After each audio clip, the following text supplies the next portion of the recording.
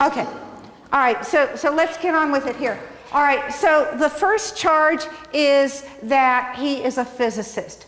Now, here's another piece of historical background. I can see certain people go like this when I say I've got to give some background. I just like this all. Right. But there's so much background that's relevant here. Okay, there was a Greek poet, dramatist called Aristophanes. And Aristophanes was contemporary with Socrates. And he wrote a famous play called The Clouds, in which he made fun of Socrates.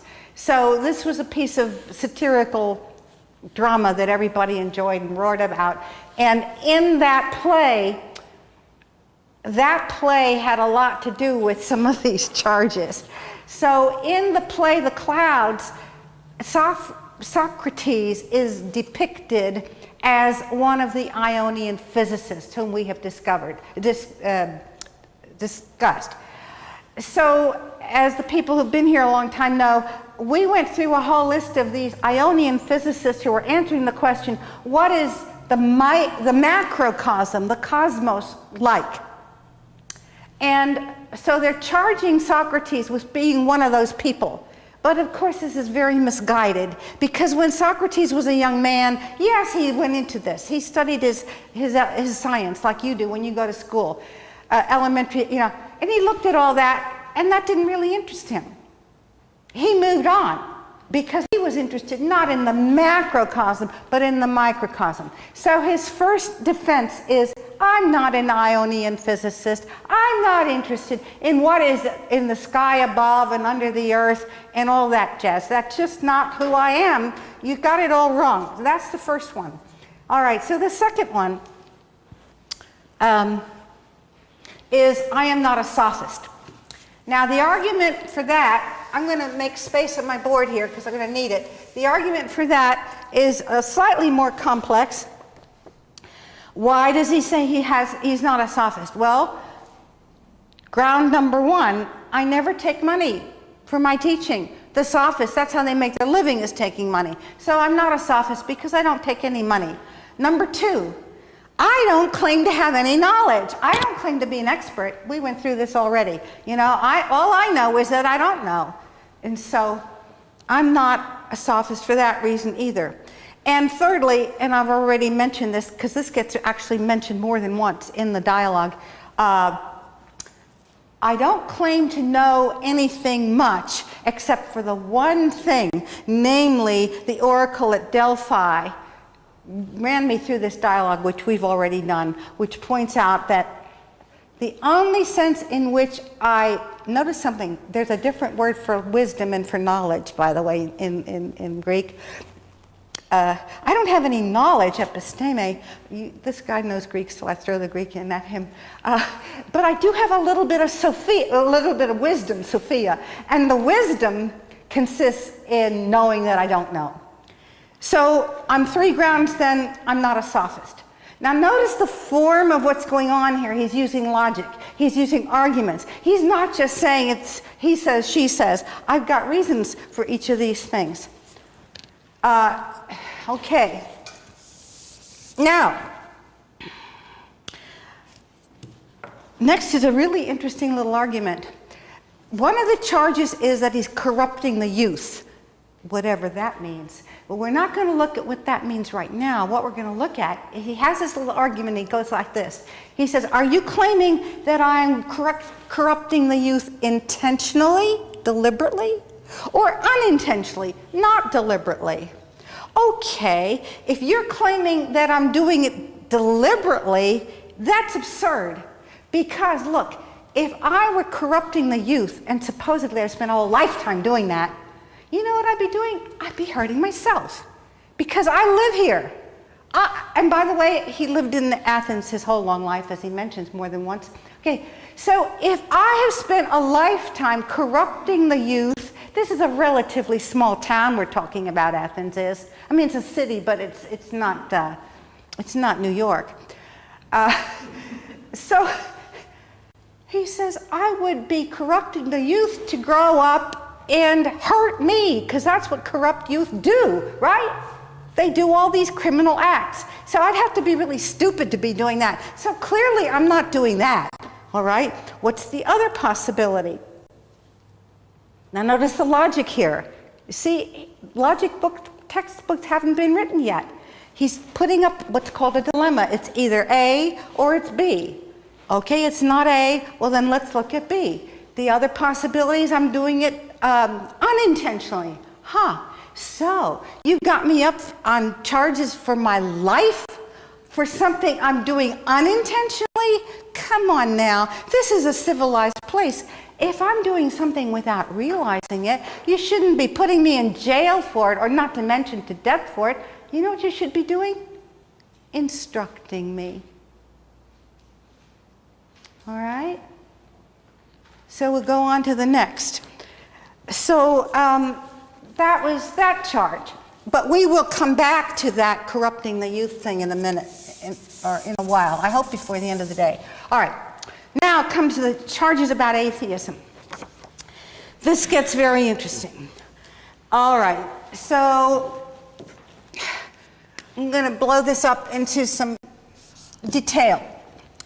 As for the charge, okay, the charge is both that I'm an atheist and that I believe in false gods. Now, clearly, that's saying I do and I don't believe in gods. All right, everybody? Clearly enough, another piece of logic. That doesn't make any sense. Okay, let's go on to B. Okay, so the two together are self-contradictory, so that makes no sense. Let's go to the next point. The idea that I'm an atheist, flat out, that I don't believe in any gods. Well, he says, everybody knows why I have been doing what I've been doing my whole life long. It's because, and the critics call this my divine commission. He says it's because the god of Apollo, the god of the oracle at Delphi, namely Apollo, has commanded me to go around being the gadfly of Athens. So obviously I believe in that God. He's given me my lifelong mission. And incidentally, he mentions that to do this, to spend his life doing this, he's given up a lot. He's given up the possibility of making money. He could have been like the sophists, teaching people excellence. He doesn't make any money, and he doesn't have any prestige, and he has children, and his wife, Xanthippe, who gets scolded all. He claims that she's always after him, nagging him because he's not making a good living for them. So he's given up money and power. Power. He hasn't run for office. He could have done that. He has the skills. Clearly, he has the rhetorical skills. He could have been a great politician. He's given up all the other things that men value in order to follow the command of the God.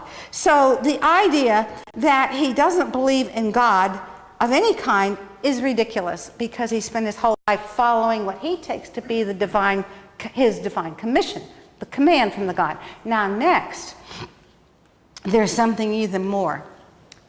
He says, I am one who really believes in God, because I listen to my daemon.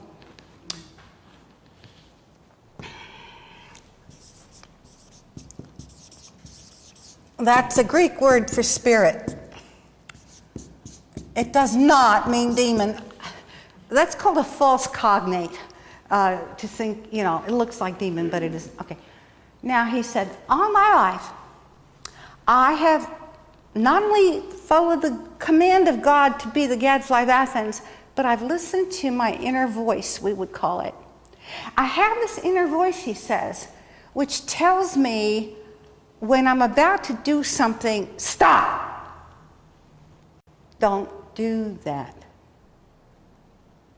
And I've always listened and acted accordingly. And in fact, he says, this is what has guided me my whole long life, this inner spirit. Now, today we would call it the voice of conscience, very clearly the voice of conscience.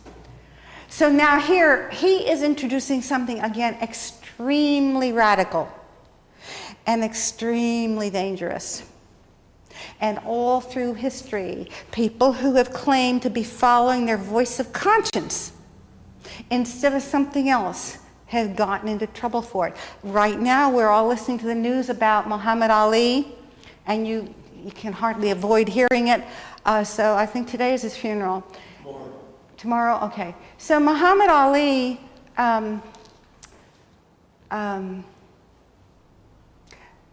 he had a very successful career in boxing. He had a very, very successful career.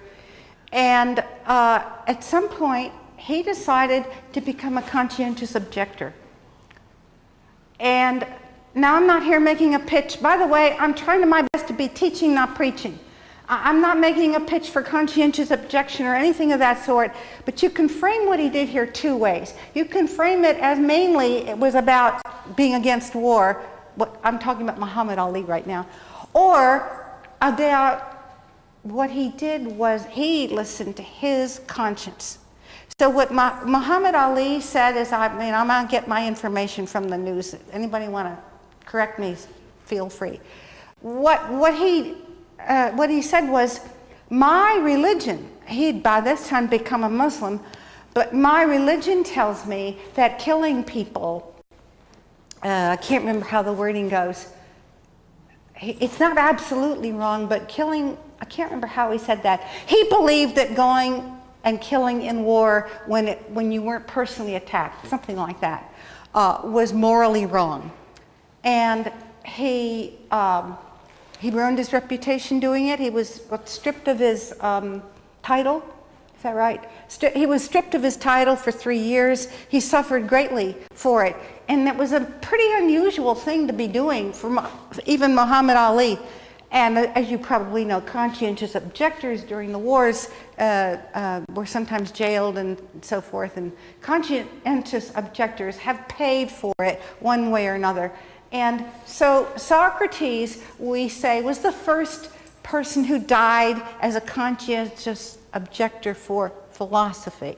So he was a martyr for philosophy. And he says in this place, and it's in your reading there if you have it, he says, it is precisely I who believe in God, far from being an atheist. It's precisely I who believe in God because I believe in God in a higher sense than any of you do, because I believe that a God cannot lie and a God should be obeyed. And this was not the standard teaching of his day. Okay, are you with me? Any questions? Okay, now let's get to number 5. Defense number 5.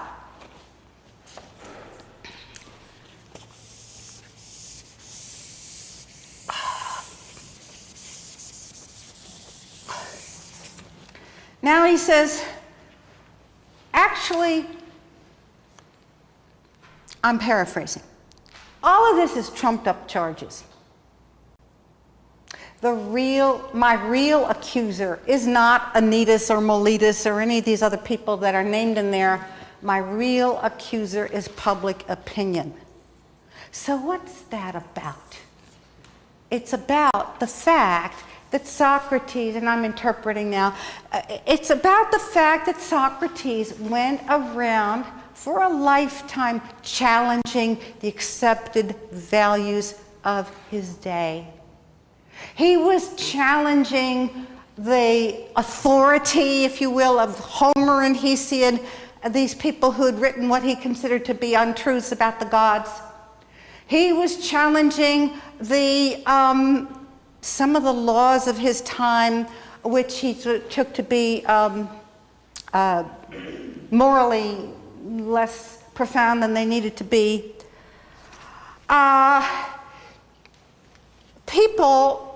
Basically, the real accuser is public opinion because he had a value that he thought was higher than any other value, that came higher than anything that anybody had ever claimed before. And it was what he called the care, this is a quote, the care and improvement of the soul. the therapeia of, to use a few Greek words here. Oh, he believed that the therapeia of the, I'm using Greek words because we can't translate this properly into the care and improvement of the soul, Greek word psyche, is the most important thing in life. And nobody had ever said that before. Now this Greek word psyche, psyche, it usually gets translated as soul. And this is not the time to say more about that. I've said things about it before and we'll come back to it. So he's saying that the most important thing in life is the care and improvement of the soul, and that the most important thing in life is obeying the commandment of God, parenthesis, as you understand God.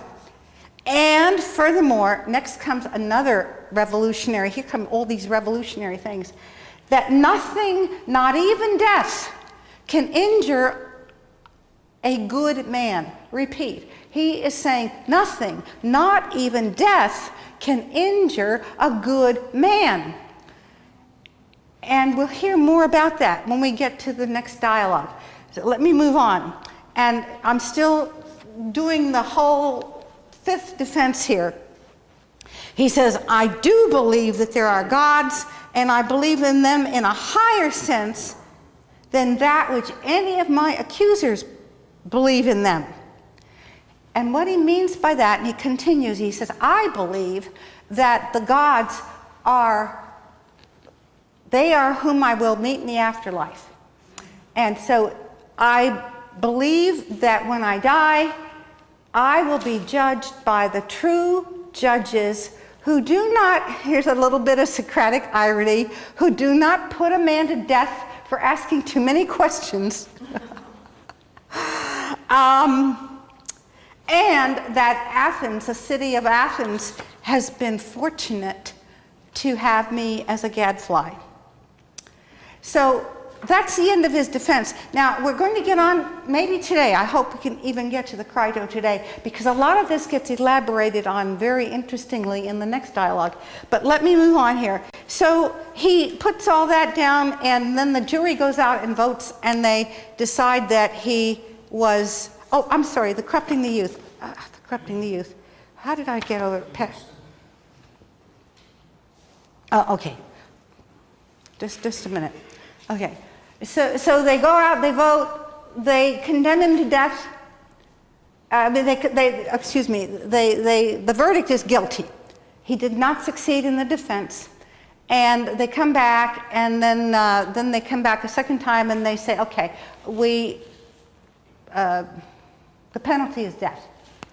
But the law then was this, that a man had a right to propose an alternative penalty. Plea bargaining, what do you call it? Okay, sort of. So he, get this all in order here. I'll come back to the detailed argument about death later. So he's asked to propose an alternative penalty. And first, he says, oh, 1 mina, whatever. I don't know how much a mina was worth. Say it was $100 maybe. I don't know. Doesn't matter. Some trivial amount of money.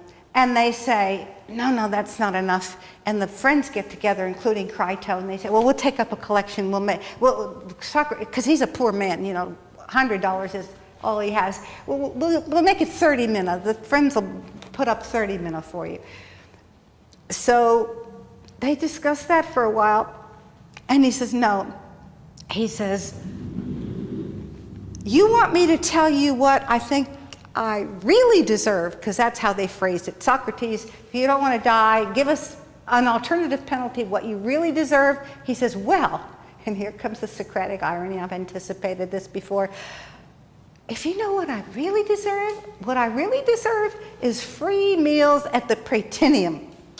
Now the Prytaneum is a kind of hall of fame where they celebrate the athletes. And they have great, big, luscious banquets that go on for days.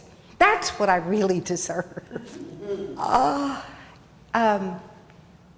You know, I think I might have told this backwards. Maybe he said that before the mid-eye thing. I'm sorry. So then there's an epilogue.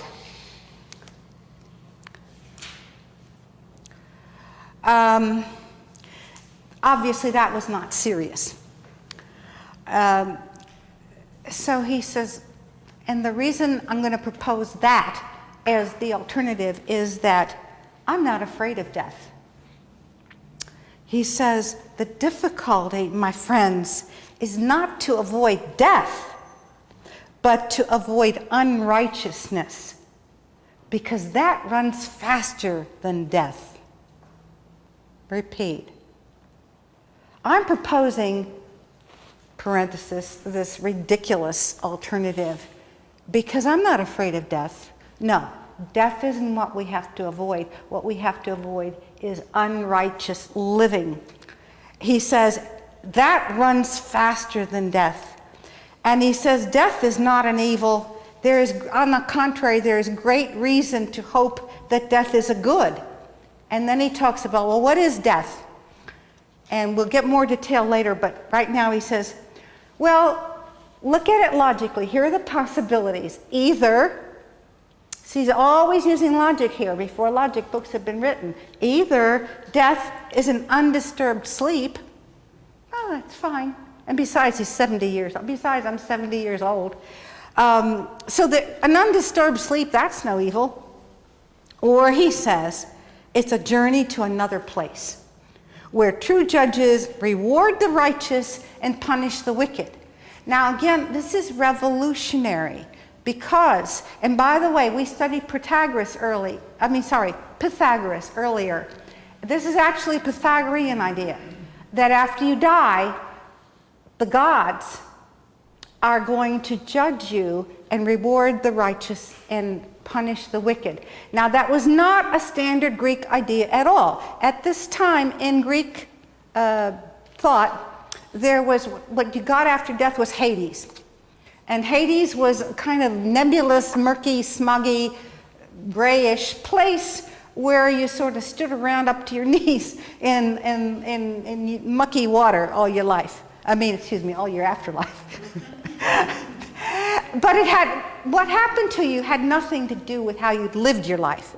So what Socrates is proposing here is a whole revolutionary way of thinking about human life and the soul and so forth. And yeah, I'd anticipated. And there he says they do not punish a man for asking questions. So that's the end of the apology, a so-called apology, defense. I'd like to move on to the Crito because we have time if we can, okay? Because what happens next is moving along to the Crito.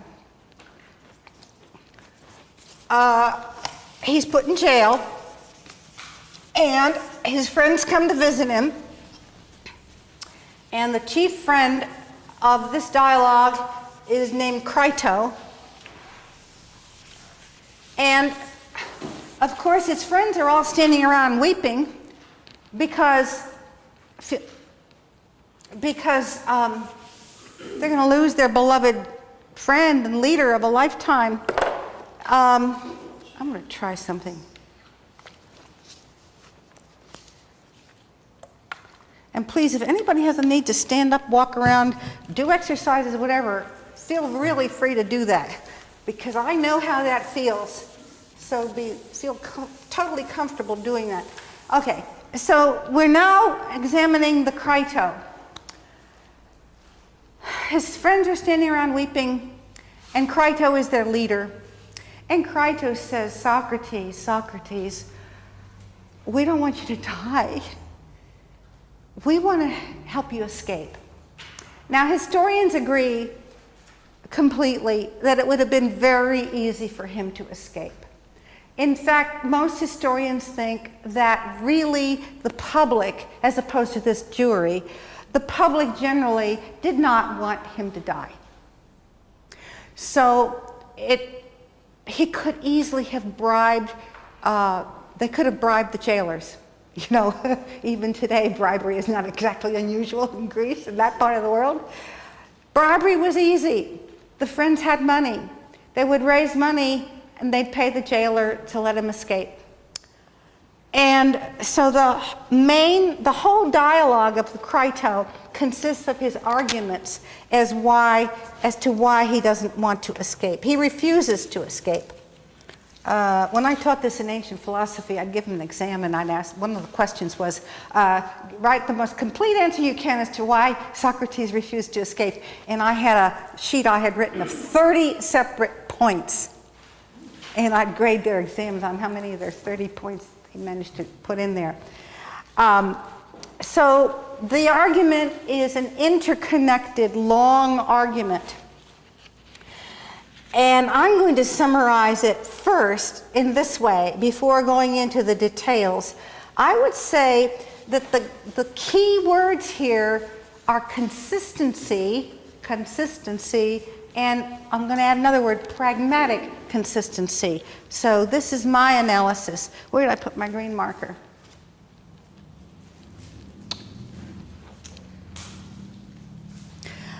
Some people tell me they can't read the red. Can you see that back there? Everybody see that? Okay.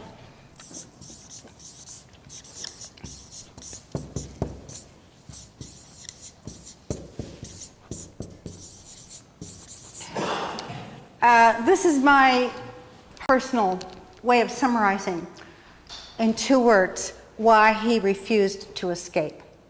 The gist of the argument is that given all the things he believes, it would be pragmatically inconsistent for him to escape.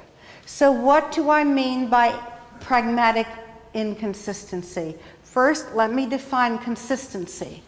Consistency is the opposite of inconsistency. So wait a minute. If anybody sees my green marker, let me know where it is.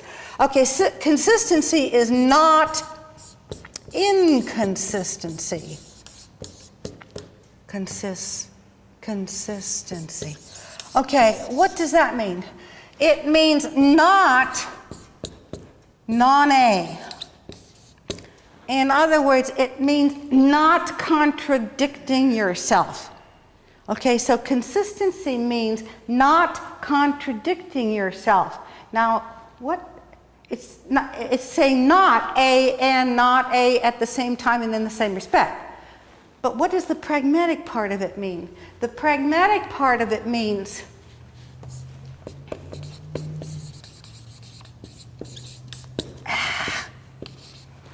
well, just a minute.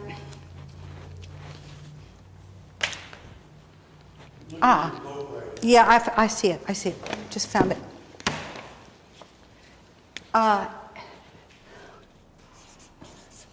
It's a nice bright one. Okay, in thought and deed.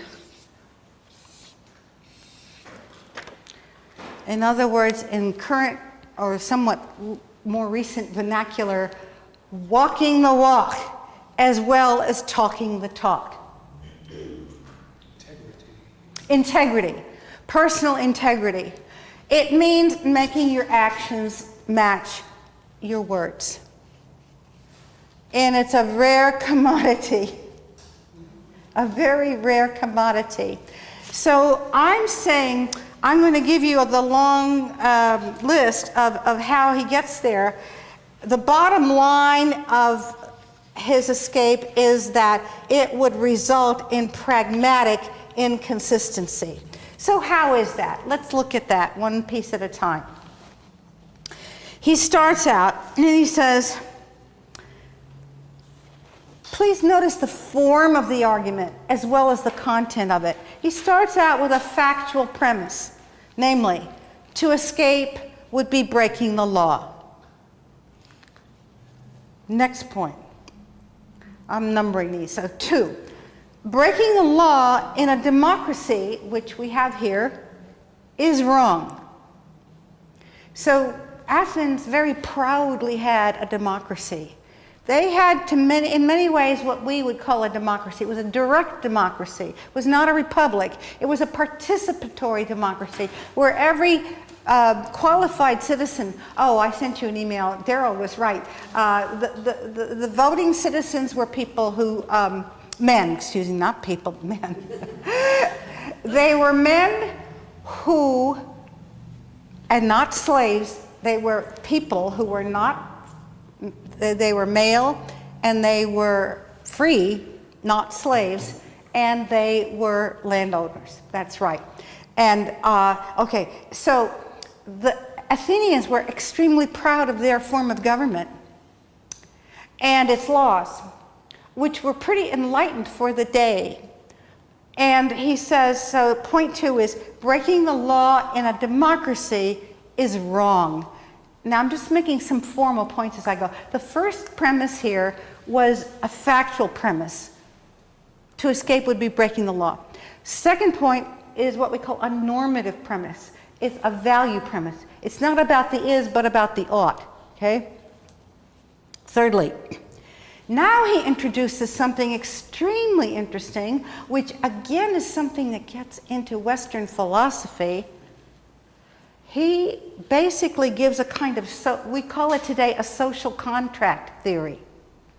So he says, when you have lived in a city-state, in a polis all your life, and he has lived there all of his life, basically you've chosen to live there because the Athenians were free people. And there were plenty of poli around. There were about 200 or 300 of them. He could easily have gone to Sparta or Thebes or this and that other place. He was free to do that his whole long life. He said, I could have moved, but no. I chose to marry. I chose to have my children here. And by doing that, I implicitly agreed to abide by the laws of my polis, city-state. So now he says, I have, well, I actually threw in, and that was point 4, that another factual premise, since I've lived in Athens all my life, and tacitly agreed to obey the law, it would be wrong for me to now break it. Now there's another premise. This is my own analysis of the argument. He introduces another interesting principle, namely that breaking agreements is always wrong. Decent, proper people with arete do not break their agreements. And, you know, I want to submit, if that isn't one of the most fundamental, although not usually as stated, principles of civilization, I don't know what is. All right? So he says, that's point 5, breaking agreements in general is wrong. In other words, it's an evil. So he's stating another ethical principle. And therefore, number 6, breaking the law, for me, is wrong and therefore an evil. All right, now taking up a slightly different line here, number 7, he says, and I believe that in the history of Western philosophy, he was the first person ever to say what I'm going to say next. He says, it is far worse to do evil than to suffer evil. This is a radical new idea. It is far worse to do evil than to suffer evil. Because he says, point 8, you can never escape the evil that you do. And now this is a repetition of what we had earlier, so I told you that we'd be seeing these again. You can never escape the evil that you do. And if death is if death is a journey to another place. So let me say that again. You can never escape the evil that you do if in fact death is a journey to another place, because remember, plug in that part about you're going to be judged by the judge who judges who judge you and reward the righteous and punish the evil. Okay, now another line here. The alternative to escape is death. And men escape, these are interlocking, so there's going to be repetition. Men escape from prison to escape death. But why consider death a necessary evil? It is either unconsciousness, in which case, in my case, being an old man, it's no great evil to me at all, which is neutral, or it's a journey to another place where good souls are rewarded and evil souls are punished. And he says, it is then stupid to do evil. So it would be stupid, he says, for him to do evil because, more logic here, to do evil, which is escaping in this case, is to choose a certain evil, certain, not definite, but absolute probability.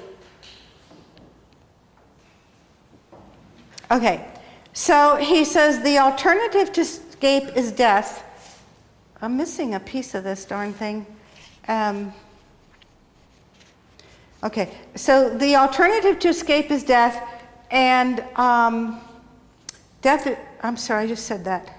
Excuse me. Nuts.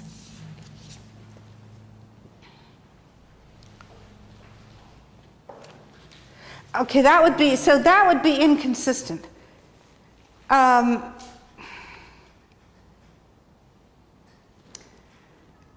He takes up another line of argument. I'm coming back into that death part for a minute.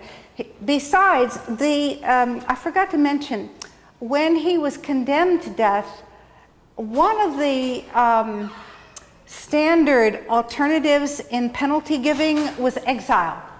Forgot to mention that before. He could have chosen to be exiled instead of even going to prison. And now Crito is trying to persuade him, well, just let's go to exile. Escape and go be exiled someplace. Go practice, I'm sorry, I don't remember the name of the polis where Crito wants him to go. Crito says, I've got relatives and friends in such and such another city, and you can go there. And they're not going to bother you, because really, what they really want you to do is shut up. To get out of here and stop being a gadfly of Athens. But here's what Socrates says about that. He says, look, what good would it do me to do that? If I went to Thebes, let's say it wasn't Thebes, it was Thessaly, thank you. Is that Thessaloniki? No, that's another one. Okay, Thessaly, thank you. Okay, so he says, feel free to correct any details that I might forget. Okay, so he says, if I went to Thessaly, what would I do there?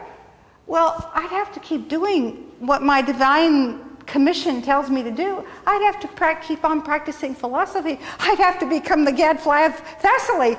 And then the same thing is going to happen all over again. So what's the point of that? And furthermore, he says, oh, you mean I should go to Thessaly and shut up? Well, I couldn't do that.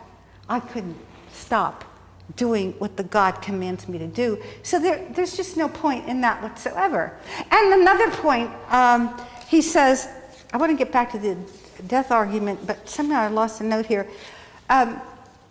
He also, when Crito was telling him, oh, please escape, because first of all, you're making us friends unhappy, and then there's your sons. And you're going to go, and he has one son who's younger, who's still a minor. The other two, I guess, are grown up, but there's a minor son. So you're going to go and you're going to leave your sons without a father to continue to bring them up, and so forth. And he says, you would want me to escape and dishonor myself and the family by doing such a horrendous wrong thing as breaking the law? No, that wouldn't be any way to help my sons.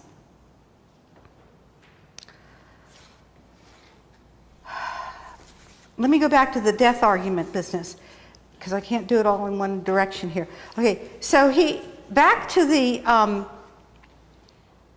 if he went to Thessaly and he couldn't fulfill his divine mission as a gadfly there, there's another sort of interpolation I want to put in there, which connects with that dialogue called the Euthyphro, namely, it wouldn't be pious, it wouldn't be reverent, it wouldn't be holy, however you want to translate that word they use for piety.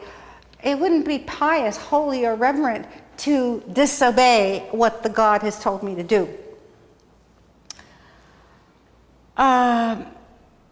Because being pious, he's saying, above all, a pious man obeys the command of God. Now, this is my analysis of all these arguments. I say, notice some presumptions here, assumptions. There's an assumption that there is a divine presence that speaks to human beings. And there's an assumption that a person can know. Now, this is a man who says he doesn't know anything, but he's really assuming that he can know what the divine command is and know what the objective good is. And he's also assuming that a person is free to choose the good. A lot of it's a job of philosophers to see not just what is being said, but what is being assumed. So this is my analysis here. And also, and all of these, when you identify an assumption, what you're doing is you're identifying something that is in principle disputable, in principle can be challenged and needs to be defended. And he's also assuming, okay, so he's assuming that there's a divine presence, that you can know the good, that you can choose the good, and that the way you know the good is through reason. And he's also most certainly assuming something which is not explicitly stated. He's assuming that the soul is immortal. I'll put it simply that way, to put it a little bit more subtly. He's assuming that human beings have a psyche, a soul, which survives death. Okay? And he gets a lot of this from the Pythagoreans, as we've noticed before. And furthermore, that if we have a soul, an immortal soul, that the most important value is taking care of it. Spending your whole life taking care of it. And by the way, how do you do that? Well, you do that by examining your life. Because, famous quotation, the unexamined life is not worth living. And furthermore, it is not living, but living well that counts. And the unexamined life, I said it's not worth living. There's another whole argument I forgot about. There's another argument here about, he uses the analogy of the laws. He has the laws come, he personifies the laws, and he has them speaking to him. And he treats the laws as parents. And that's another little sub-argument that, sorry, I left that out. So this is really so complex. So the laws come, he says, suppose I broke the law. This is back to why it's wrong to break the law. Suppose I broke the law after having agreed to obey it.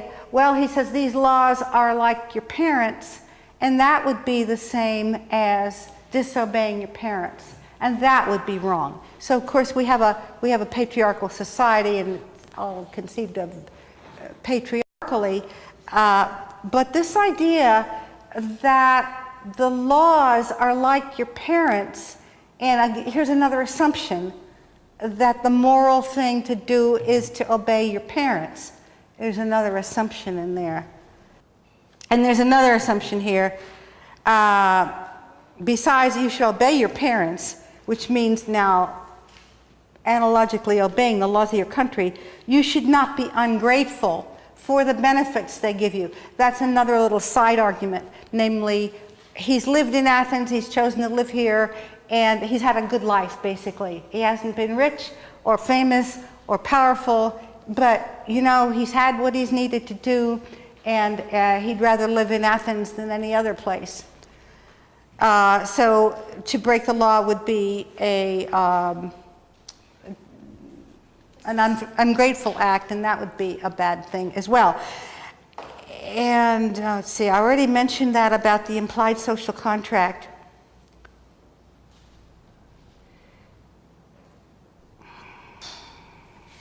So I think I've managed to get it all in there now, one way or another.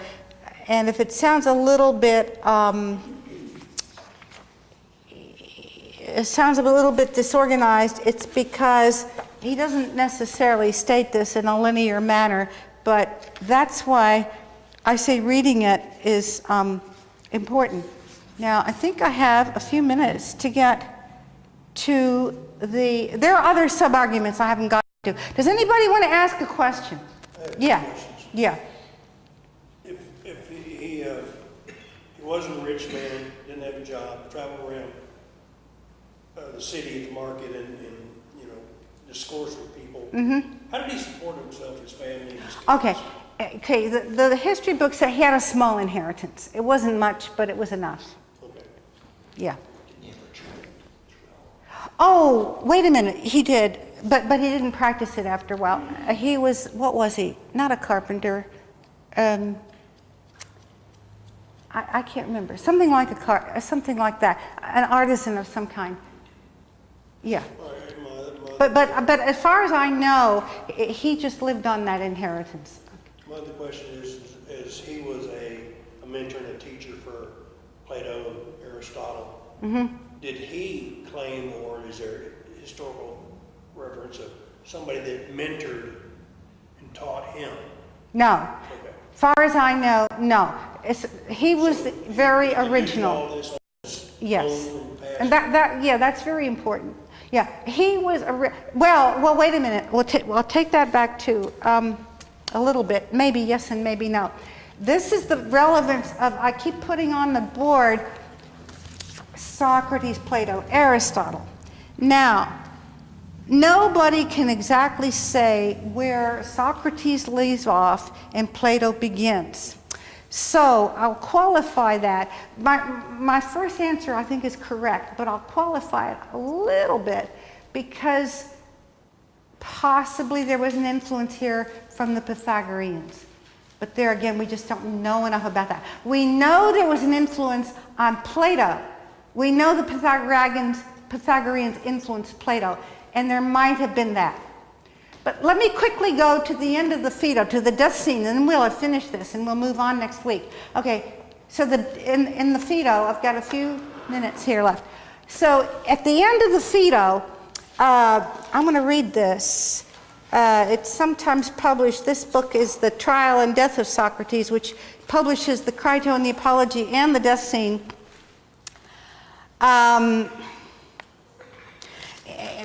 Quote this very, very quickly. I love the way he puts this. Listen to the caution, the humility with which this is said. Quote, no sensible man, this is in the Phaedo, no sensible man would insist that these things are as I have described them. This is Plato. But I think it fitting for a man to risk the belief, for the risk is a noble one, that this or something like this is true about the future dwelling places of the soul, since the soul is evidently immortal, and that will be examined in another dialogue. That is the reason why a man should be of good cheer about his own soul, if during his life he has ignored the pleasures of the body, that sounds Pythagorean, etc., but has seriously concerned himself with the pleasures of learning and adorned his soul not with alien but with his own ornaments, namely moderation, righteousness, courage, freedom, and truth. Here are some standard Greek virtues. And now the women are washing out the corpse, it says here, And they're standing around weeping, and I'm not going to read all the rest of that. Here's the important place. So the women are standing around weeping, and the jailer comes in, and well, I don't have it all. Okay, the jailer comes in, and he says, it's time. And they administered the death penalty by drinking the hemlock. And I've read that drinking the hemlock was a relatively humane thing. It was a painless thing. So there's this very kind, I don't have time to read it all. I have the low blood. Okay, so Socrates is very cheerful and very gracious, and he cares about he's considerate of the jailer and so forth and so on. And he drinks the hemlock, and the jailer tells him it'll take a few hours and you're going to feel numbness. And then eventually you'll be numb all over, and then you'll go to sleep and it'll be all over. And I'm abbreviating it here. And at the very end, he says, now, Crito, don't forget this important thing we have to do. We have to sacrifice a cock to Asclepius. Now, what that is Asclepius is the god of healing, and it's very significant. Why was he wanting to sacrifice a god why does he tell his friend to not neglect to give the sacrifice in thanks? Okay, so it's a thanksgiving to the god of healing. Somebody? I don't know, but I just read that it said Okay. owed it to. Yeah, we owe. Oh, well, yeah, because he thinks of it as a duty, a religious duty.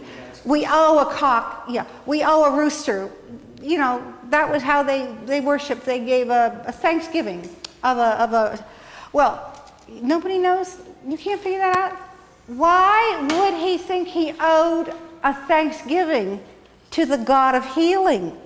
Because of the hemlock being, this nice painless death. Well, not only nice painless death. Okay, you're almost there. Okay, it's because he thinks of, go ahead, you got it. Okay, so it helps him make that transition to the afterlife. Well, not just does, he does. He thinks of dying as a cure for living. All right, this is as Pythagorean as it gets. Now, you asked me, Daryl, well, what about his predecessors? We don't know, but that just sounds so Pythagorean to me. He thinks of life as a kind of disease from which you are cured when you die, or you're healed, therapia. And so that's why he owes a debt to the god of healing. Okay? So I haven't decided for sure what I'm going to do with this class. You're such an unusual class. Let me have 2, 4, 6, 8, 10. I've been debating what exactly I should teach you next, because I think you might be up to learning about the Meno and the Phaedo. And the Meno is it's about, well, how do we know and what do we know, and the Socratic paradoxes. And then the Phaedo is about the soul, the